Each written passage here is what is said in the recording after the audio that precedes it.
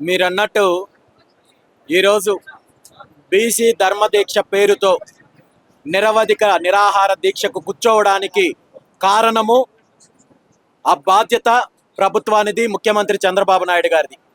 ఎందుకంటే బీసీలకు సంబంధించిన న్యాయపరమైన 5 డిమాండ్లను పరిష్కరించాలని చెప్పి గత ఫిబ్రవరి 22వ తేదీన బీసీ సింహగర్జన పేరుతో ప్రభుత్వాన్ని డిమాండ్ చేసి గడువు విధించి అల్టిమేటం విధించినప్పటికీ కూడా న్యాయపరమైన డిమాండ్లను నెరవేర్చడంలో ఈ రాష్ట్రంలో 3 కోట్ల మందికి పైగా ఉన్న బీసీల యొక్క సమస్యలను పరిష్కరించడంలో ప్రభుత్వానికి ఏమాత్రం చిత్తశుద్ధి లేకుండా, ఏమాత్రము దీని మీద కనీసము ఆ దిశగా ప్రయత్నం చేయకుండా ముఖ్యమంత్రి చంద్రబాబు నాయుడు గారు బీసీలను వంచే ప్రయత్నం చేస్తున్నారు, బీసీలను మోసం చేసే ప్రయత్నం చేస్తున్నారు.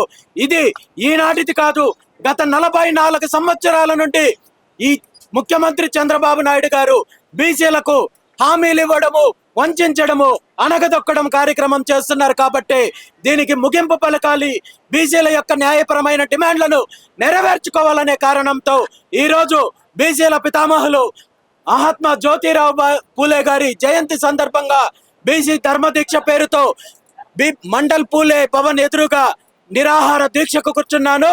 ప్రభుత్వం స్పందించి ఈ 5 డిమాండ్లను నెరవేర్చేంత వరకు కూడా ఈ దీక్ష కొనసాగుతుందని చెప్పి సందర్భంగా తెలియజేస్తున్నారు. కార్పొరేషన్ ఏర్పాటు చేస్తుంది, ఎందుకు ఈ దీక్షలు ఇవన్నీ ఎందుకు అనుకోవచ్చు? కార్పొరేషన్ కూడా ఏర్పాటు చేస్తుంది కదా. కార్పొరేషన్లు ఏర్పాటు చేస్తున్నారు, వాళ్ళ కార్యకర్తలకు పదవులు చూపిస్తున్నారు తప్ప ఈ కార్పొరేషన్ల వల్ల బీసీలకు కనీసం ₹1 కూడా నిధులు కేటాయించకుండా ప్రభుత్వం మోసం చేస్తోంది.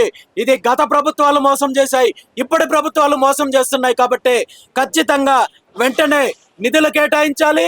అదేవిధంగా చంద్రబాబు నాయుడు గారు ఇచ్చిన హామీలు, బీసీలకు ఇచ్చిన హామీలను నెరవేర్చాలి. బీసీ రక్షణ చట్టం తీసుకురావాలి. బీసీ యొక్క సమగ్ర కులగణన చేపట్టి వెంటనే విద్యా, ఉద్యోగ, స్థానిక సంస్థల్లో 44% రిజర్వేషన్లు కల్పించడంతో పాటు ఆంధ్రప్రదేశ్ నూతన రాజధాని అమరావతిలో బీసీల భాగస్వామ్యం ఉండాలి. అందులో మొట్టమొదటిసారిగా కనీసం 1000 ఎకరాల బీసీల కోసం కేటాయించాలి.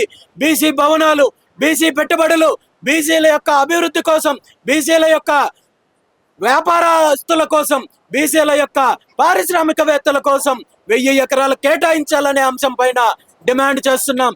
ఇవన్నీ కూడా న్యాయపరమైన డిమాండ్లు, ఇవన్నీ కూడా తీర్చాల్సిన బాధ్యత ముఖ్యమంత్రి గారికి ఉందని చెప్పి ఈ సందర్భంగా తెలియజేస్తున్నారు. అధికారంలో రావడం కోసం అనేక హామీలు బీసీలకు సంబంధించిన వాళ్ళ రక్షణ చట్టం కల్పిస్తారని ఇవన్నీ చెప్పింది. కానీ ఇప్పుడు ప్రభుత్వంలో ఉన్న మంత్రులు కావచ్చు, ఎమ్మెల్యేలు కావచ్చు, ఎంపీలు కావచ్చు, దీనిపై బీసీలో ఉన్న ఎమ్మెల్యేలు కావచ్చు, ఎందుకుపై దీనిపై క్లారిటీ కానీ దీనిపై పోరాటం చేయడం కావచ్చు, ఎందుకు చేయండి, ఎందుకు రామచంద్ర యాదవే చేస్తా ఉంటారు?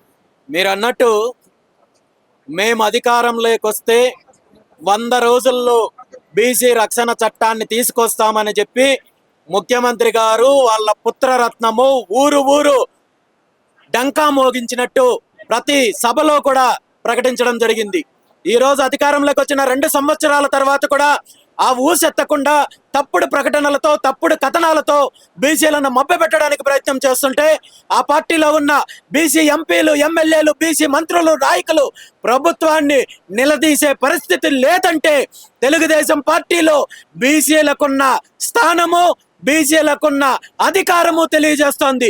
వీళ్ళందరూ కూడా ఈ పార్టీల్లో బానిసల్లాగా బతుకుతున్నారు తప్ప వీళ్లకు ప్రశ్నించే హక్కు లేదు. కాబట్టి ఇప్పటికైనా బీసీ నాయకులు, మంత్రులు, ఎమ్మెల్యేలు, ప్రజాప్రతినిధులు మేల్కోవాల్సిన అవసరం ఉంది, తిరుగుబాటు చేయాల్సిన అవసరం ఉంది. ఈ రాష్ట్రంలో 3 కోట్ల మందికి పైగా బీసీ జనాభా ఈరోజు మేల్కొంటారు, చైతన్యం వచ్చింది.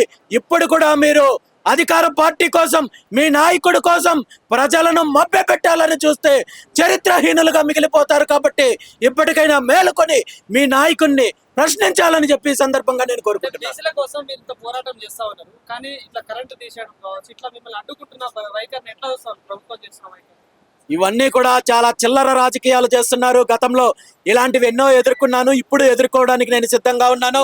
ఇలాంటి కుట్రల వల్ల, ఇలాంటి చిల్లర రాజకీయాల వల్ల నేను తీసుకున్న నిర్ణయంలో ఎటువంటి మార్పు ఉండదు. వీళ్ళు ఈ సమస్యలను పరిష్కరించేంత వరకు ఈ దీక్షల గురించి వెనకడుగు వేసే ప్రశ్నే లేదని చెప్పి సందర్భంగా తెలియజేస్తారు. బానిసలాగా బతుకుతున్నారని చెప్పేసి అన్నారు కదా, బీసీలను అందరినీ ఏకతాటి మీద తీసుకురావడానికి ఆర్ కృష్ణయ్య లాంటి వాళ్ళు ఎంతో కష్టపడుతున్నారు.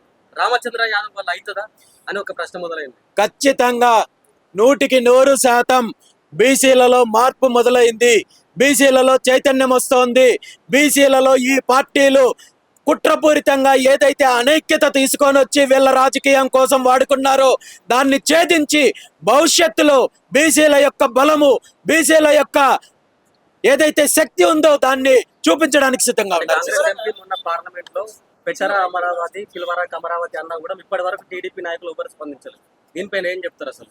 ఈరోజు మీరు అన్నట్టు సాక్షాత్తు పార్లమెంటులో చంద్రబాబు నాయుడు గారికి సంబంధించిన వారి సామాజిక వర్గానికి సంబంధించిన ఒక సీనియర్ రాజకీయవేత్త ఇది అమరావతి కాదు కమరావతి అనే విధంగా పార్లమెంట్లో మాట్లాడే పరిస్థితి వస్తోందంటే ముఖ్యమంత్రి చంద్రబాబు నాయుడు గారి విధానాలు, అదే విధంగా అమరావతిలో భూకేటాయింపులు ఎలా జరుగుతున్నాయో మనం గమనించాలి.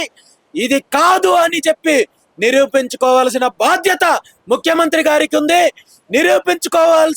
నిరూపించుకునే అవసరము ఈ రోజు బీసీలకు 1000 ఎకరాలు కేటాయించడం ద్వారా ముఖ్యమంత్రి గారికి వచ్చింది. కాబట్టి దాన్ని నిర్ణయం తీసుకోండి, లేదంటే ఈ రాష్ట్ర ప్రజలకు మీరే నిర్ధారణ చేసినట్టుంటుంది.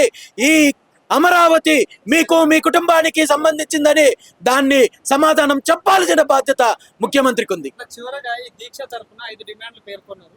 సో ఒకవేళ ప్రభుత్వం దిగి రాకపోతే ఏంటి తదుపరి కార్యాచరణ? ప్రభుత్వం దిగి వచ్చేంత వరకు ఈ దీక్ష కొనసాగుతుంది. ఈ దీక్షను భగ్నం చేయాలనో కుట్రలు చేయాలనో చూస్తే ప్రభుత్వము, తెలుగుదేశం పార్టీ, ముఖ్యమంత్రి చంద్రబాబు నాయుడు గారు తీవ్ర పరిణామాలు ఎదుర్కోవాల్సి వస్తుందని తెలియజేస్తారు. భయపెడితే రామచంద్ర యాదవ్ గారు భయపడే లెక్కలు ఏమైనా ఉన్నాయా అంటే ఏం చెప్తారు అసలు? అలాంటి భయాలకో లేదంటే అలాంటి బెదిరింపులకో నేను భయపడతానో లేదంటే పోరాడతానో వాళ్ళందరికీ కూడా క్లారిటీ ఉంది. అలాంటి చిల్లర బెదిరింపులు చేస్తే పరిణామాలు ఎలా ఉంటాయో కూడా ప్రభుత్వానికి తెలుసు. కాబట్టి ఇప్పటికైనా కళ్ళు తెరిచి బీసీల యొక్క న్యాయపరమైన డిమాండ్లను నెరవేర్చాలని చెప్పి మరొక్కసారి కోరుకుంటున్నాను. థాంక్యూ.